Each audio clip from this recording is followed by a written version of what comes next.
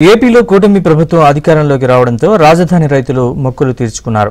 తాడికొండ నుంచి అనంతవరం వెంకటేశ్వర స్వామి కొండ వరకు వారు పాదయాత్ర చేపట్టారు. మార్గమధ్యంలో పెదపరిమిలోని చర్చిలో ప్రత్యేక ప్రార్థనలు చేశారు.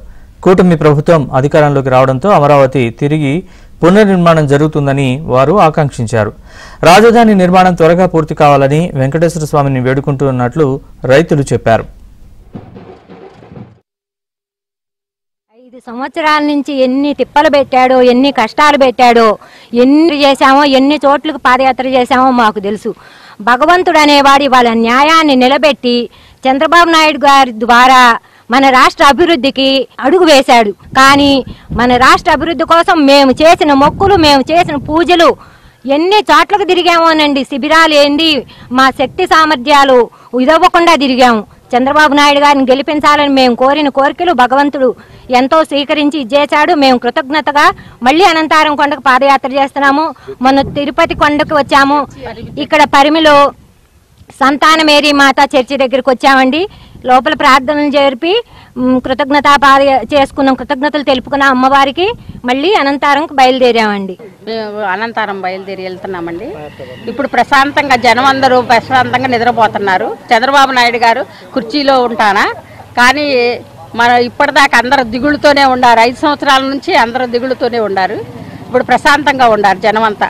పాదయాత్ర మాకు చంద్రబాబు నాయుడు గారు గెలిచారు, మొక్కున్నాము. రైతులు కోరికలు తీరినవి, అందుకని మేము పాదయాత్ర చేస్తున్నామండి. సంక్షేమ పథకాలు అని చెప్పి మన జనాన్ని అందరిని 5 కోట్ల ఆంధ్రను సంక్షేమంలో పడేశాడు. 5 సంవత్సరాలు 3 రాజధానులని ఒక్కొక్కరికి 500 ఇచ్చి బిర్యానీ ప్యాకెట్లు ఇచ్చి అక్కడ కూర్చోబెట్టాడు. ఏదన్నా ఎదురు మాట్లాడిన వాళ్ళని జైలు పాలు చేశాడు. అట్లా ఎంతమందిని జైల్లో పెడతారు? ఇతర దేశాల నుంచి వచ్చి కూడా 55 రైళ్లలో వచ్చి మన ఆంధ్రప్రదేశ్ నిలబడాలని అందరూ ఓటేశారు. ఎందుకు వేశారు? అవన్నీ నా ఓట్లేనని చెప్పుకుంటున్నాడు. అవన్నీ ఇవాళ ఏమైనాయి? ఇప్పుడు కూడా నాకు అందుట్లో ప్రతిపక్ష కావాలని నేను ఢిల్లీ వెళ్తున్నాను, అక్కడ నిరసన చేస్తున్నాను, ఇవన్నీ చెబుతున్నాడు. ఒట్టి మాటలే కానీ ఒకటన్నా గట్టి మాటలేదు అసలు.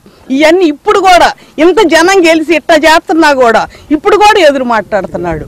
అవన్నీ ఎప్పుడు మరి ఊరుకుంటాడో. మరి విశాఖపట్నం పోయి ఇందులో టీడీపీలో చేరిన వాళ్ళందరినీ నాకు రండి, నా పక్కకు రండి, నేను అది ఇస్తానని వాళ్ళని బెదిరిస్తున్నాడు. మన రాజధానిలో లేనటువంటి గ్రామాలు పెదపరిమి, మన తాడికొండ గ్రామాల్లో కూడా చాలా బ్రహ్మాండంగా దాదాపు 4.5 సంవత్సరాలు ధర్నాలు చేశారు. ధర్నాలు చేసింది మొక్కులు తీర్చుకోవడానికి ఈరోజు మన తాడికొండ నుంచి పాదయాత్రతోటి మహిళలు వచ్చారు. అట్లనే పెదపరిమి చర్చి దర్శించుకున్నారు, అక్కడ కూడా మొక్కు తీర్చుకున్నారు. అట్లనే అనంతవరం గుడి దగ్గర పోయి మొక్కు తీర్చుకోవడానికి